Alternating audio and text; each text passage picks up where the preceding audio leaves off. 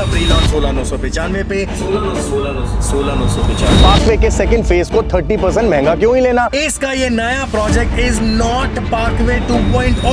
11.5 एकड़ में 11 टावर्स खड़े किए गए हैं। The land parcel of this ACE's new project falls here, जिसमें सेक्टर 150 के सबसे बड़े सिंप्लेक्स 4 BHK उतारे जाएंगे। 6 सालों में नोएडा एक्सप्रेसवे पे सिर्फ 3 ही ऐसे प्रोजेक्ट लॉन्च हुए हैं। Does that mean that A Square is immortal?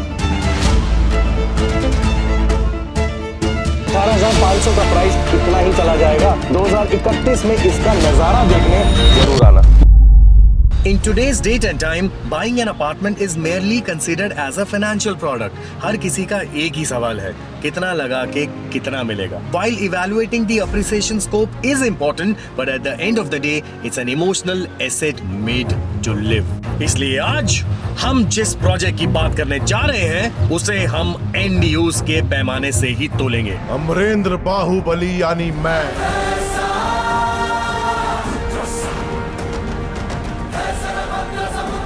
60,000 subscribers है, लेकिन 60 रुपए का तेल नहीं डलवा सकते।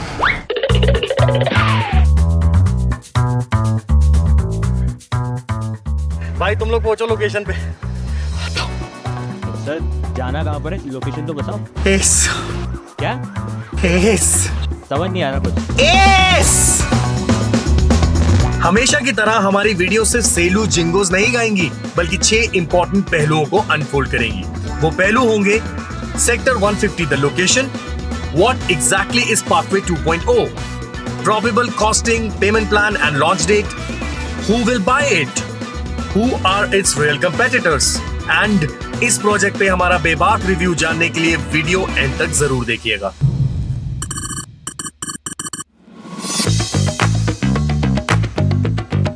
एस का ये नया प्रोजेक्ट पूरी दुनिया के सबसे फेमस सेक्टर 150 में लोकेटेड है।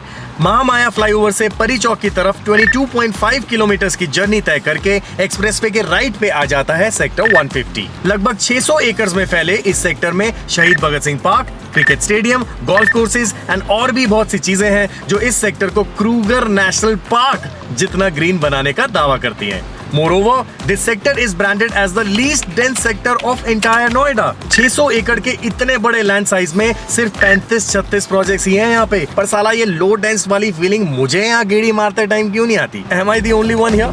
Do share in the comment section. Sector 150 को नोएडा अथॉरिटी का शायद सबसे एम्बिशियस एक्सपेरिमेंट कहा जा सकता है, लेकिन सच तो यह है कि इतनी हाइप और इतने वादों के बाद भी सेक्टर 150 अभी तक अपने पूरे पोटेंशियल को जस्टिफाई नहीं कर पाया है। इस सेक्टर ने टाइमिंग, कर्म और किस्मत हर पैमाने पर आज तक ठोकर ही खाई है। सही चीज का समय से पहले लॉन्च होना भी नुकसान ही देता है। ग्रेटर नोएडा की तरह सेक्टर 150 का लॉन्च भी शायद समय से पहले हुआ। हालांकि ग्रेटर नोएडा के मुकाबले सेक्टर 150 अप्रिसिएशन के मामले में फिर भी डिसेंट रहा, थैंक्स टू दी ब्रोकर समाज जिन्होंने इसकी ताबड़तोड़ मार्केटिंग करी। बट आई पर्सनली फील कि नोएडा अथॉरिटी दिल्ली से क्लोजेस्ट पॉसिबल सेक्टर्स को पहले बसाते फिर सेक्टर 150 के लॉन्च तक पहुंचती तो रिजल्ट्स और बेहतर होते। दिल्ली वालों की छोड़ो, 1-1.5 साल पहले तक नोएडा वालों को भी ये सेक्टर दूरिच लगता था। दूसरी दिक्कत रही रियल एस्टेट के 2 L, logics and lotus. Sports city के नाम पे सब्सिडाइज रेटों पे जमीन अक्वायर करके इन्होंने औकात से ज्यादा ही बड़ा पंगा ले लिया।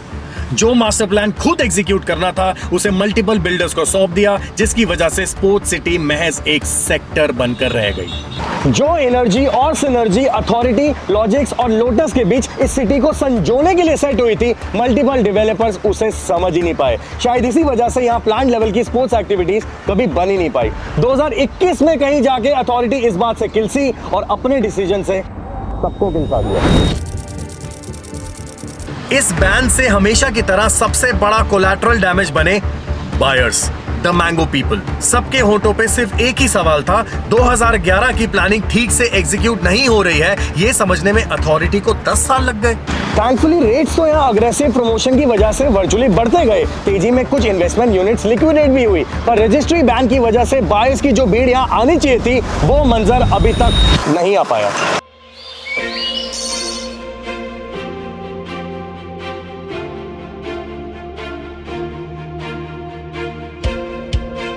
सेक्टर 150 में एंट्री लेने का सही समय अब आ चुका है। अथॉरिटी के dues, revise master plan, new land parcels, sports infrastructure, हर पहलू अब सॉर्टेड है। और अगले 1 साल में जो यहाँ होने वाला है वो सिर्फ शो नहीं, एक धमाका होगा। टॉप क्लास बिल्डर्स जब अपने टॉप के प्रोजेक्ट्स एक साथ लॉन्च करेंगे ना, तो हल्ला गुल्ला तो होगा ही। If you have been holding your funds till now, get ready because opportunities rarely knock twice. Bring it on 150।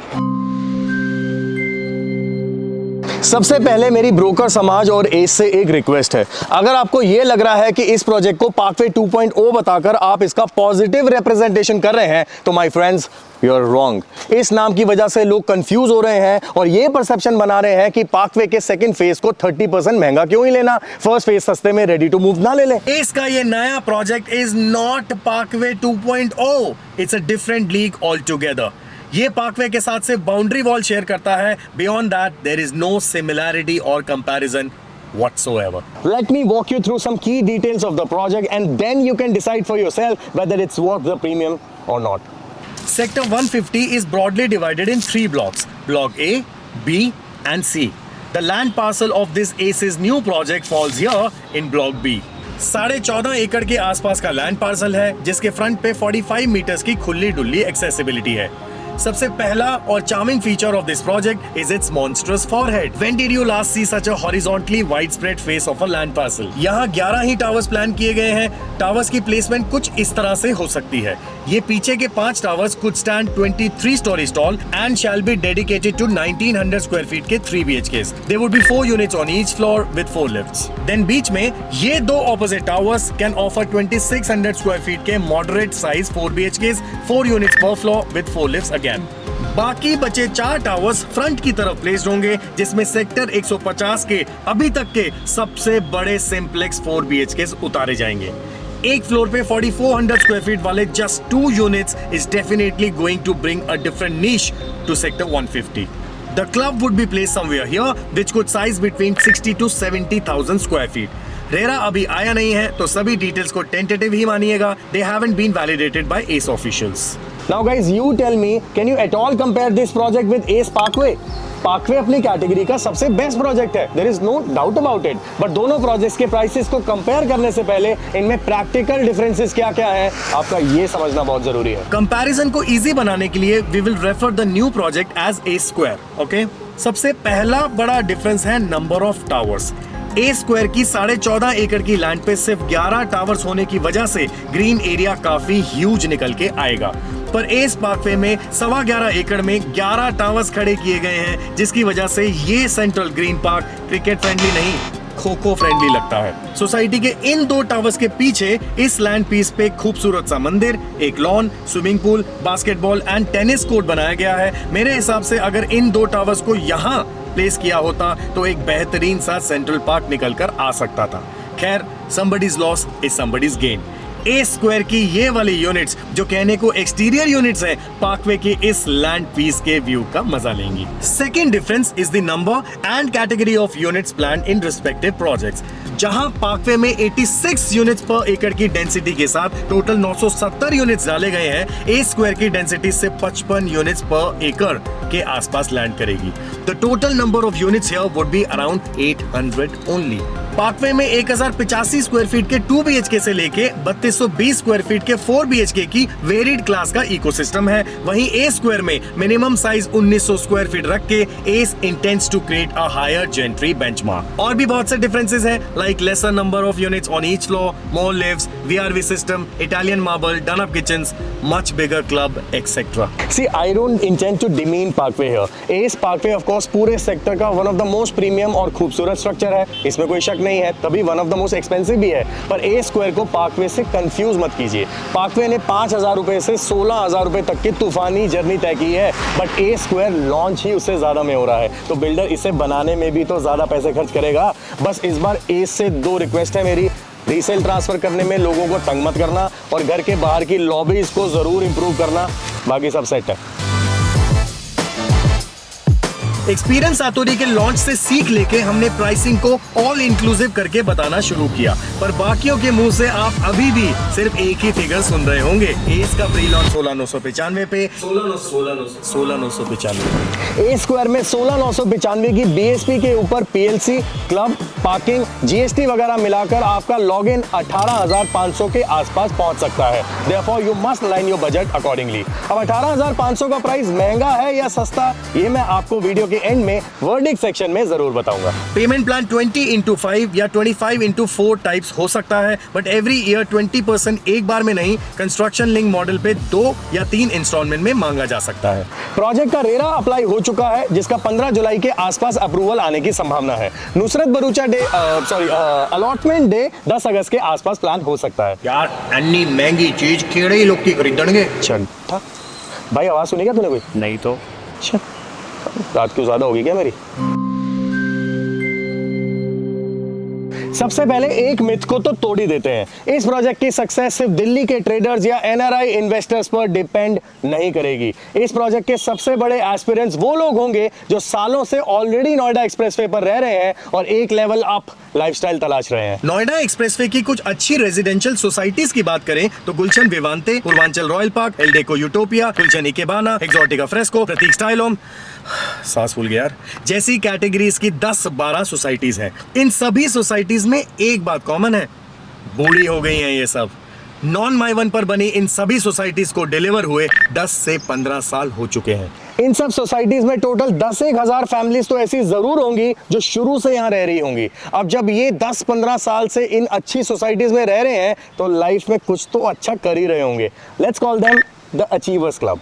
अब 10,000 लोगों के इस अचीवर्स क्लब में क्या सिर्फ 790 लोग नहीं होंगे जो bigger apartment, modern club, fancy facade वगैरह डिजायर करते होंगे? इनफैक्ट आपके दिमाग में तो ये सवाल आना चाहिए था कि इन लोगों ने अभी तक कोई अपग्रेड ऑप्शन ऑलरेडी खरीदा क्यों नहीं। इस क्यों का जवाब सुनोगे तो हैरान हो जाओगे। इनकी रिक्वायरमेंट और बजट को फिट करता हुआ कोई जेन्युइन अपग्रेड ऑप्शन मार्केट में आया ही नहीं। जो भी लॉन्च हुए वो या तो 8-10 करोड़ के लग्जरी ऑप्शंस थे या फिर सेक्टर 150, जिसे नेगेटिव सेंटिमेंट्स की वजह से इनमें से मोस्टली लोगों ने अवॉइड किया।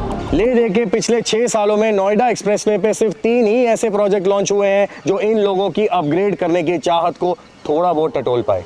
पहला था SKA ओरायन, जहां बहुत ही चुनिंदा लोगों ने अपग्रेड किया since it's sandwich land size wasn't perceived as too much of an upgrade. Second project was ACE Starlit, जो प्रोजेक्ट तो प्रीमियम था but it majorly had 2 BHKs and not 2 upgrade worthy 3 BHK sizes. The third and arguably the only genuine upgrade option was Experience Satori.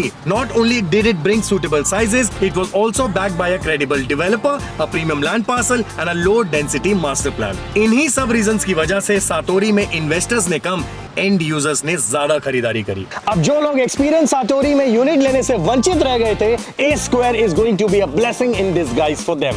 Ikebana के 1340 वाले, style home के 1845 वाले और royal park के 2955 वाले रेजिडेंट्स की धड़कनें जरूर बढ़ सकती हैं, क्योंकि ए स्क्वायर इन्हें अपने करंट होम से एक मीनिंगफुल अपग्रेड का मौका दे रहा है। आई होप एक बात तो आपको अभी तक लाउड एंड क्लियर हो गई होगी कि ACE Parkway is not at all a competition to ACE square. Does that mean that ACE square is immortal?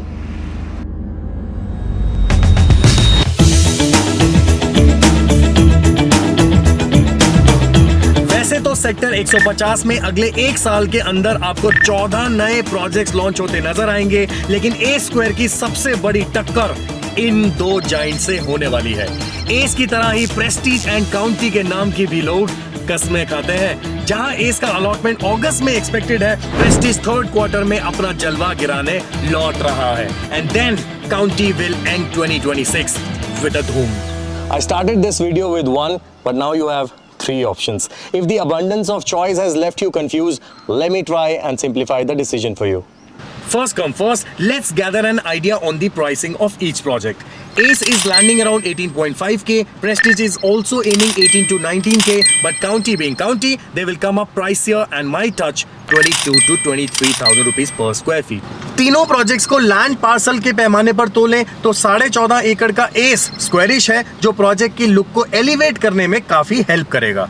18 एकड़ का Prestige is little rectangleish but enjoys the view of डूब क्षेत्र from the other side. County size and frontage के पैमाने में Prestige and S से काफी आगे निकल जाता है, बट इसका odd triangle shape might diminish the sweetness. Brand power की बात करें तो each one enjoy its own fan following. Talking about Prestige, it's a national, respectable and a very powerful brand. The construction quality is, well, let's call it crazy. On the other hand, Ace and County may just be local players, but इन दोनों के tasteful design से लोगों को इश्क है. अगर आप एक सदाबहार, सोफिस्टिकेटेड, सूदिंग, बढ़िया इमारत चाहते हो तो गो विद प्रेस्टीज. लेकिन अगर आप चकाचौंध, कूल, फंकी वाइब पसंद करते हो तो Ace and County will tickle your bones. I am sure इस प्रोजेक्ट को कंसीडर करते हुए आपके मन में सबसे पहला ख्याल ये आ रहा होगा कि 18,500 का प्राइस पोजीशन तक कितना ही चला जाएगा. तो मैं आपको ये बता दूं कि आपका ये सोचना बिल्कुल गलत नहीं है, क्योंकि 18,500 में ए स्क्वायर सस्ता तो नहीं है. पर एक बार किसी क्रीपी अंकल ने कहा था सस्ता नहीं सबसे अच्छा. ए स्क्वायर की प्रोजेक्ट की प्लानिंग को मैं 10 on 10 दूंगा. अपर मिडिल क्लास वाले sizes, not too many and not too tall towers, fully AC, Italian marble, done up kitchen वाली specification, huge frontage and a lot of other things will bring out a classic architecture.